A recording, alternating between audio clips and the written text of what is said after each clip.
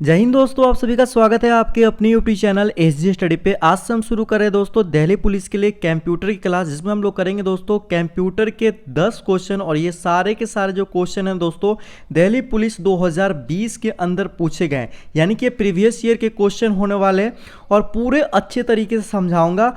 और मैं आपको बता रहा हूँ कि कंप्यूटर ऐसा सब्जेक्ट है जिसमें कि आप 10 में से 10 नंबर कह के ला सकते हो अगर आप लोग अच्छा से पढ़ोगे तो। मैं जितने भी क्वेश्चन करवाता हूँ उन सारे प्रीवियस ईयर को रट लो, और जो भी इंपॉर्टेंट क्वेश्चन होंगे आपके एग्जाम के लिए वो सारे क्वेश्चन मैं करवाऊंगा। तो बस आप लोग हमारे साथ शुरू से लेकर अंत तक जरूर बने रहिएगा। चलिए आज के क्लास को शुरू करते। एक बार इस क्लास को आप लोग शेयर कीजिएगा, बाकी कुछ करने की जरूरत नहीं है। सबसे पहले आप लोग क्वेश्चन यहाँ पर आप लोगों को दिख रहा होगा मेरे भाई, इंटरनेट पर एक होस्ट से दूसरे होस्ट को फाइल स्थानांतरित करने के लिए निम्नलिखित में से किस प्रोटोकॉल का उपयोग किया जाता है। तो दोस्तों उसका राइट आंसर हो जाएगा एफटीपी। एफटीपी का क्या किया जाता है, मतलब कि उपयोग किया जाता है, ठीक है, एक होस्ट से दूसरे होस्ट फाइल को स्थानांतरित करने के लिए। एफटीपी का फुल फॉर्म अगर आप लोग से पूछ दिया जाए तो क्या होता है मेरे भाई, नोट कर लेना, फाइल ट्रांसफर प्रोटोकॉल होता है, ठीक है। प्रोटोकॉल होता है किसका, एफटीपी का फुल फॉर्म।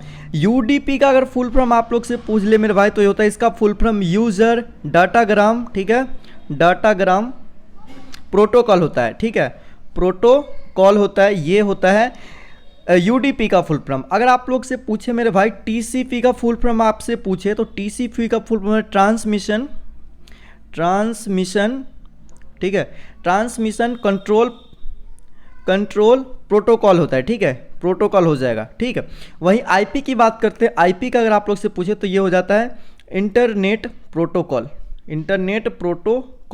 तो ये फुल फॉर्म मैं इसलिए आप लोगों को बता दिया हूं कि फुल फॉर्म आपके एग्जाम में पूछे जाते हैं, ठीक है। इन सारे के सारे फुल फॉर्म देख रहे हो, सारे आपके एग्जाम में पूछे गए दिल्ली पुलिस के, तो आप सबको याद रखिएगा। अगले क्वेश्चन को बढ़ते हैं। देखो एमएस एक्सेल से क्वेश्चन बहुत ज्यादा पूछे जाते हैं और एमएस वर्ड से अच्छे तरीके से पढ़ लेना अगर नहीं पढ़े हो तो। बाकी मैं तो प्रैक्टिस सेट में आपको समझाऊंगा ही कि कैसे क्या करना है।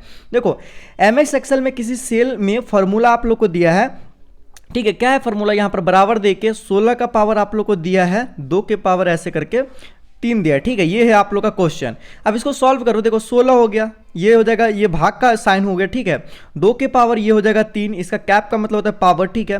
अब ये 16 हो गया, 2 के पावर 3 कितना होता है, 2, मतलब कहने का मतलब 3 बार हो जाएगा मेरे भाई, ठीक है।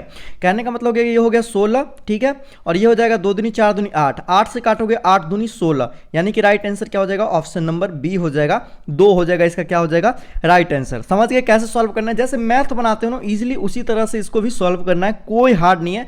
बाकी मैं इससे भी हार्ड क्वेश्चन आप लोग को लेकर आऊंगा एमएस एक्सेल का। अगले क्वेश्चन की ओर बढ़ते हैं। अगला क्वेश्चन यहां पर आप लोग देखिए, अगला क्वेश्चन कह रहा है कि एमएस वर्ड डॉक्यूमेंट में क्लिपबोर्ड कंटेंट को पेस्ट करने के लिए निम्नलिखित में से किस शॉर्टकट कुंजी का प्रयोग किया जाता है। अब देखो शॉर्टकट जितने भी की है ना उस सबको याद कर लेना, मैं नेक्स्ट वीडियोस में आप लोग को पूरा शॉर्ट की करवा दूंगा याद, ठीक है।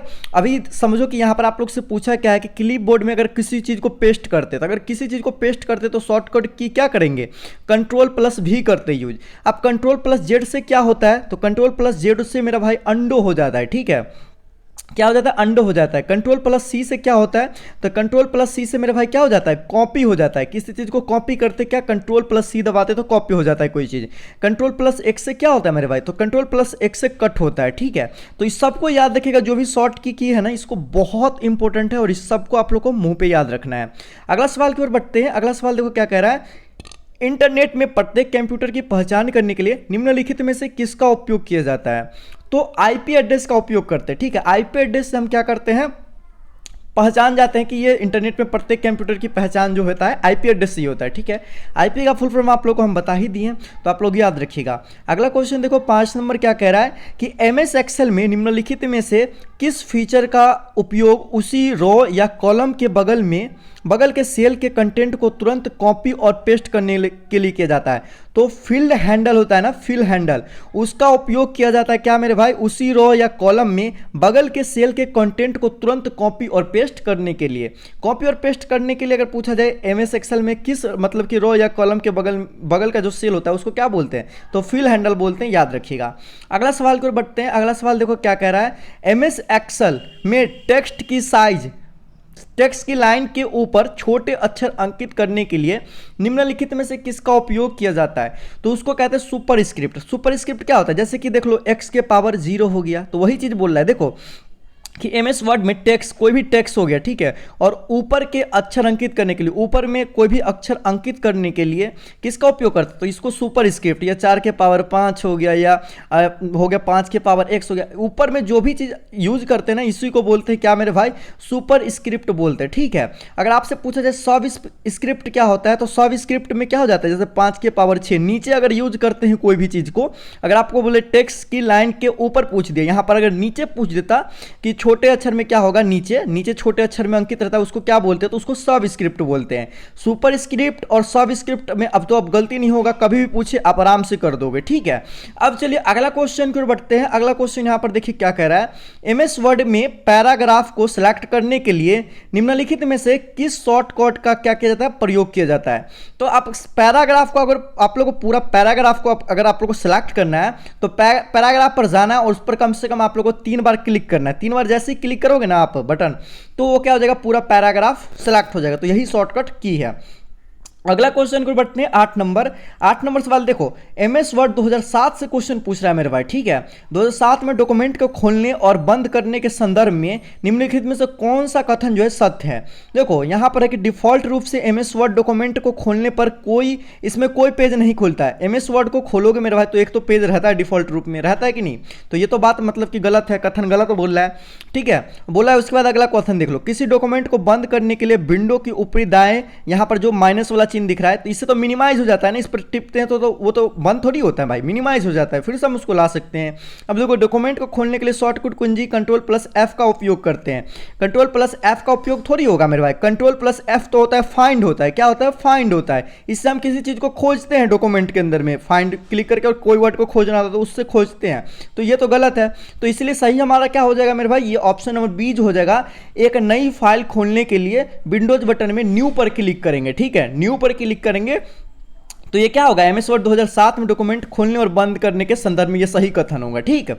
चलिए अगला क्वेश्चन देखिए 9 नंबर क्या कर रहा है। 9 नंबर क्वेश्चन कह रहा है कि एमएस एक्सेल की वर्कशीट में निम्नलिखित में से कौन एक कॉलम और एक रो के इंटरसेक्शन को संदर्भित करता है?